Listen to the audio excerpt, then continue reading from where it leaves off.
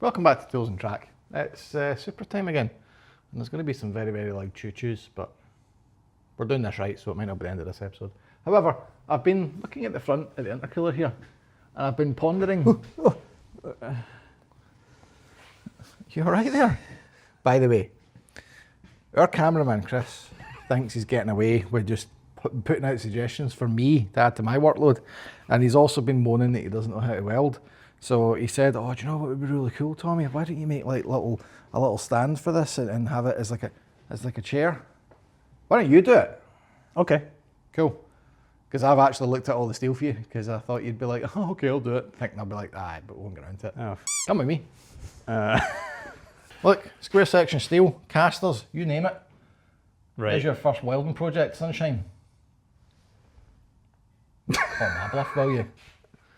Right, let's do some SUPRA stuff. Right, okay. I have decided, without cameras rolling, I need to learn how to TIG weld. Do that thing again. What thing? I had to go and learn how to TIG weld really quickly, and this is where I've got to so far. Can you tell? Shut up. This bit came out all right, actually. It's just, so what I'm starting to learn. Actually, yeah. Don't sound so f***ing surprised, man. No, I'm right, sorry. So, what I've learnt is, see when it's nice and thick, I can get it to weld better because I can put more heat into it. But the problem is these two bits are really skinny, so it needs less heat. So it's been a bit of a learning curve, but it's my car, it's my rules, I'll do what I like, and I'm going to continue this. So this, again, we'll skip a lot of steps in camera because it's not a quick process. Basically, I'm taking a whole load of old intercooler pipe that Daniel had lying around, which was made out of stainless steel for some wild reason, and we are just jigsawing it from the turbo out the arse of the car. And that is proving to be, it's taking time, because you need to put it all together, assemble it all up, go, yeah, that's roughly right, draw a line, take it all apart, weld the bit on, put it all back together, go, right, where's the next bit? Go all the way down until you're out the car. And there's a lot of things you need to dodge. A lot of things. Bless you! Bless you. God bless America. Yeah, it is the pen that really makes a difference here.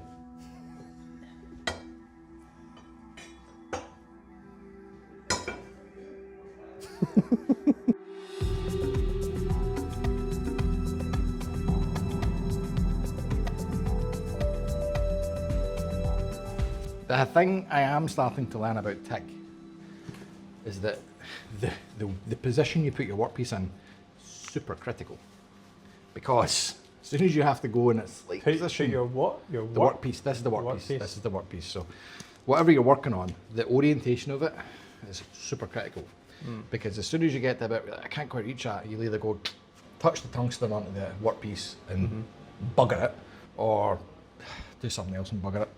So you know, TIG welding's a lot like making love to a beautiful woman. Where you put your workpieces. I'm terrible at it. So we've got two wee holes to fill in, and then you can see here we're actually tapering down. So this will get a lot simpler. Remember, this is the first ever attempt, so go easy. Be kind in the comments. Jeez, oh. Yeah, guys, give us a break. Big points for having a go at it. Yeah, it's all about picking the stick up and trying not to do what I did earlier on. Oh yeah. Which was, I was like, oh, I've got too much tungsten out. So like, not tungsten, too much rod out for welding. I was like, it's getting too wobbly. I need to hold less. It's like most folk would be like, oh, well, what I'll do is I'll just do that. But no, because I'm not used to doing this, I was like, oh, I know what I'll do. I'm actually not going to demonstrate this because it's still going to, yeah. I'll just. Don't do it again. I know what I'll do. I'll do that. It was like white hot, and I have given myself the Yellowstone brand. A little brand there. Of Tools and Track branding. Right there. Yeah. Third nipple. Great. So that's going to be a lesson that will stay with me for the rest of my life.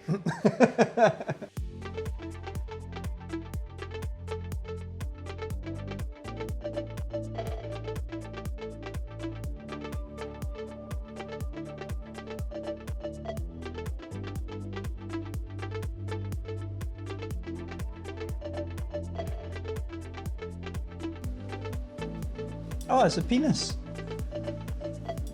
Look, it's a tiny little penis.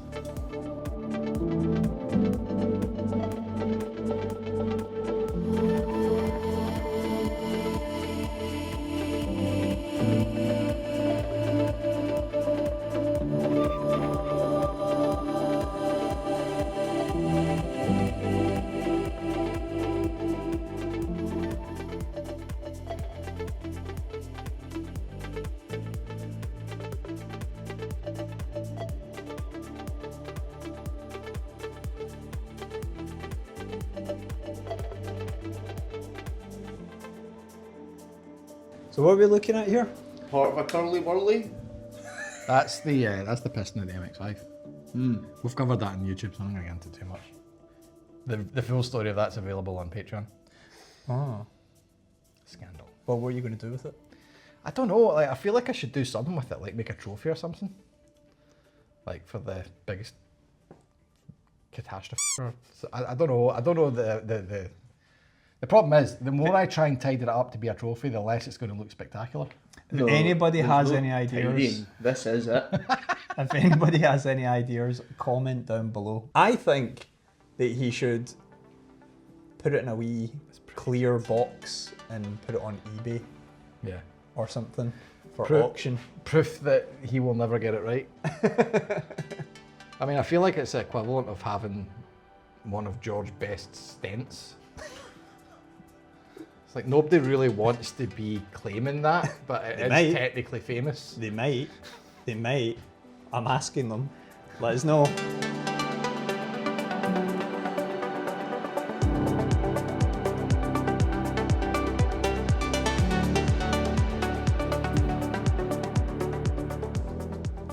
Well, that escalated without any form of filming happening. But the reason being, I started that and I didn't know how to TIG weld. Now I do. So there was a lot of practicing, a lot of swearing, some other words that weren't actually swear words but now are. However, we are now down to basically the gearbox to engine section down there. It's pretty dull by all accounts. I probably even have filmed Daniel doing this, so this expedite to the end. That fits and doesn't touch anything, which is good. However, we now get into the section where the wastegate needs to go into here. And that's where things get a bit fun. I would love to tell you that there's some fancy way for me to, you know exactly where this pipe has to be cut and how it all looks. See, the correct way of doing it is to just noodle, size it up, work out it doesn't fit, noodle some more, check it again, until eventually you get something that will go on there with no gaps. Once I've got that, this is the circle that's left, so it's time to take that circle out and then join it. Yay!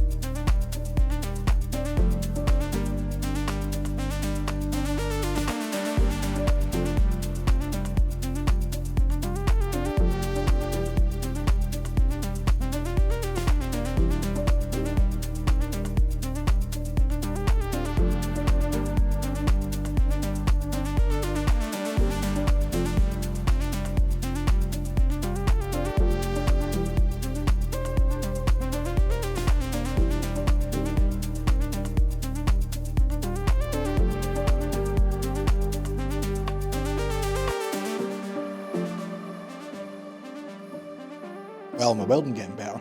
The only problem is the initial welding doesn't look as good next to it, but such is life. Right, final bit. I need to weld this little expansion joint on because obviously the wastegate and the turbo, they're going to expand at different rates. So we need a wee bit of flex in this. Now, this slips on to the tune of about 15mm, depending on what size it's on. So what I need to do is chop off this amount so that when the wastegate's on, this will just sleeve over the two of them. We'll tack it all in place, we'll take the turbo and wastegate off, weld it all final, put it all back on, Bob's your uncle. Except that there's one last thing we'll need to put on before this is finished on the engine side.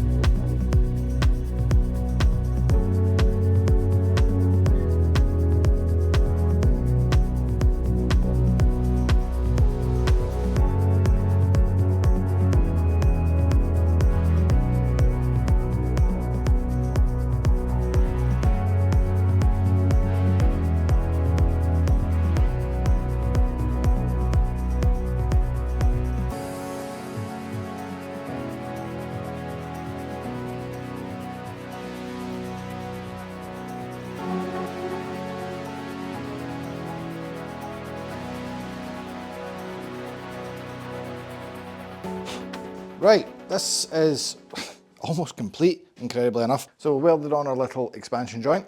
We've got our lambda, which I almost forgot about. We're going to need a wideband lambda. I had a spare bung kicking about, and this is a generic, happens to fit it. Lambda sensor, I don't even know what it's off of. But I put it in because when you weld these bungs, if you don't have something in it, 9 times out of 10 they will warp, deform, and then you'll get nothing in it ever. And it is very easy to chew the threads in that, so always have a sensor of some description, preferably old and goosed because it might die, and have that in there when you weld it. Right, so the last thing, because you'd think, well, there's all these other things that we're going to have to do.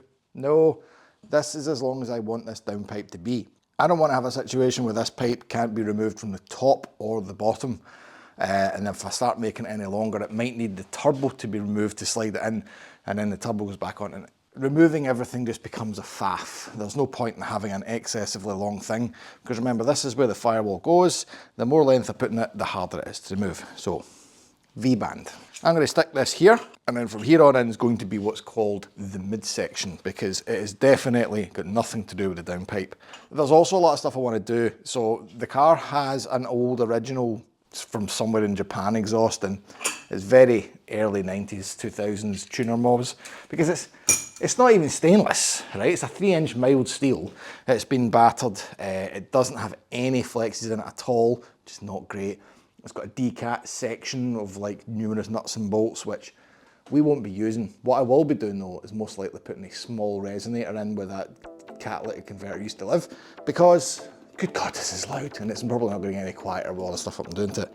So that's in another episode. For the moment, I just want to get this V-band on, make sure it all fits, and then we'll think about mating it all up when it's time to fire it up.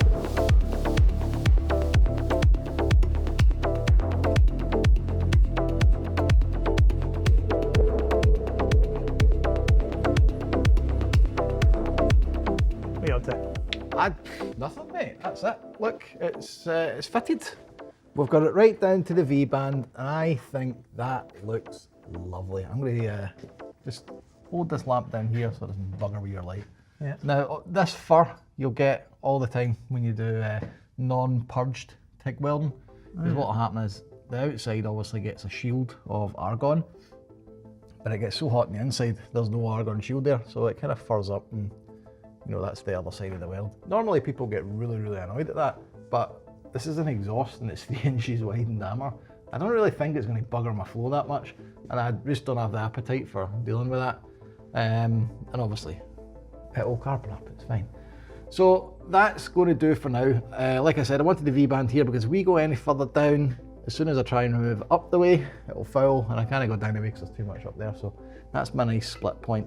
Still to come, we're going to put in a flexi, we're going to put in another pipe, and I think we might get rid of this. So this is the decat, because this car needed a cat in the first place, but it's mild steel.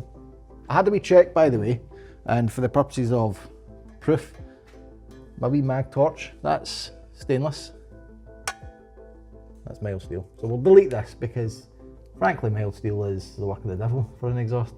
So I reckon we'll take our new section right to here, and I'm probably going to just put a 2-bolt flange on for the moment rather than V-band, or will we V-band? I don't know. Maybe I'll get another V-band. Not sure. Anyway, it's definitely not a today problem because it's time for me to go home and have a hot bath. If you want a bit more to watch than just this, go and have a look on our Instagram at Tools and Track, because there are fairly frequent updates that you don't have to wait a week for on there.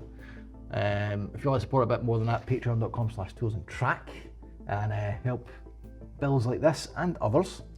And if that's all a bit much, just do the like bell subscribe thing, because that helps us.